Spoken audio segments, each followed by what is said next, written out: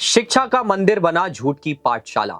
एक लड़की अपने परिवार को छोड़कर नेपाल से भारत पढ़ने आती है, लेकिन उसे यह नहीं पता था कि वह कभी वापस घर नहीं जा पाएगी। नमस्कार दोस्तों, स्वागत है आपका हमारे YouTube चैनल AR पॉडकास्ट पर। भारत के टॉप कॉलेजों में शुमार Kalinga institute of industrial technology, जो कि ओडिशा के भुवनेश्वर में स्थित है, इन दिनों सोशल मीडिया पर चर्चा का विषय बना हुआ है। इस संस्था में देश विदेश से छात्र अपने उज्जवल भविष्य का सपना संजोए पढ़ने आते हैं। ऐसी ही एक लड़की पड़ोसी देश नेपाल से पढ़ने आई थी, जिसका नाम प्रकृति लम्सल था, लेकिन उसने कभी नहीं सोचा होगा कि वह फिर कभी अपने घर नहीं लौट पाएगी। कॉलेज के दौरान उसकी दोस्ती कॉलेज के 3rd ईयर के छात्र अद्विक श्रीवास्तव से हो गई। धीरे धीरे यह दोस्ती रिलेशनशिप में बदल गई, लेकिन इस रिश्ते में आने के बाद प्रकृति को अद्विक की सच्चाई का पता चला। अद्विक लखनऊ का रहने वाला एक अमीर घर का लड़का था, जो स्वभाव से आवारा और बिगड़ा हुआ था। प्रकृति ने उसकी बुरी हरकतों को एक हद तक सहन किया, लेकिन जब चीजें बर्दाश्त के बाहर हो गई तो उसने रिश्ता खत्म करने का फैसला किया। लेकिन अद्विक अपनी आदतों से मजबूर था।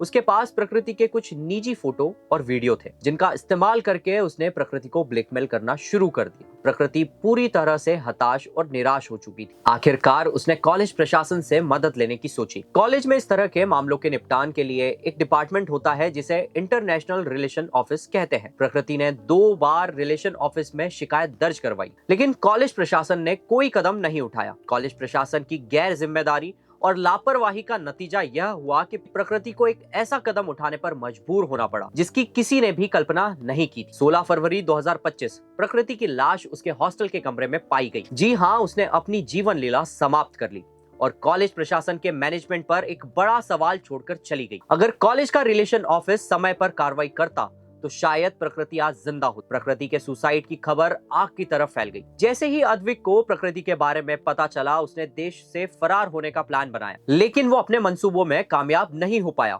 और पुलिस ने उसे एयरपोर्ट से ही गिरफ्तार कर लिया। अब सवाल यह उठता है कि यह सिर्फ आत्महत्या थी या फिर हत्या। प्रकृति की मौत का असली जिम्मेदार कौन है? प्रकृति की मौत से पूरे कॉलेज में सनसनी फैल गई। नेपाल से पढ़ने आए सभी छात्र इस घटना के खिलाफ प्रदर्शन करने लगे। रात भर चले प्रदर्शन के बाद भी जब स्थिति बेकाबू हो गई, तो कॉलेज प्रशासन ने अपनी रेपुटेशन बचाने के लिए सारी हदें पार कर दी। 17 फरवरी 2025 की सुबह कॉलेज प्रशासन ने एक नया फरमान जारी किया, जिसमें कहा गया कि सभी नेपाली छात्र तुरंत कॉलेज छोड़कर अपने देश लौट जाएं। इसके अलावा हॉस्टल वार्डन और प्रोफेसरों ने नेपाली छात्रों के साथ बदसलूकी और मारपीट शुरू कर दी। छात्रों को डराने धमकाने की कोशिशें की गई और उन्हें चुप रहने के लिए मजबूर किया गया। इतना ही नहीं, प्रशासन ने बाहर से गुंडे बुलवाकर हॉस्टल में घुसकर नेपाली छात्रों के साथ मारपीट भी की। इस हिंसा में कॉलेज के प्रोफेसर, बाहर से बुलाए गुंडे और जिम ट्रेनर भी शामिल थे। कॉलेज प्रशासन ने पूरे मामले को छुपाने और दबाने की हर संभव कोशिश की। जब यह खबर नेपाल के प्रधानमंत्री KP शर्मा ओली तक पहुंची,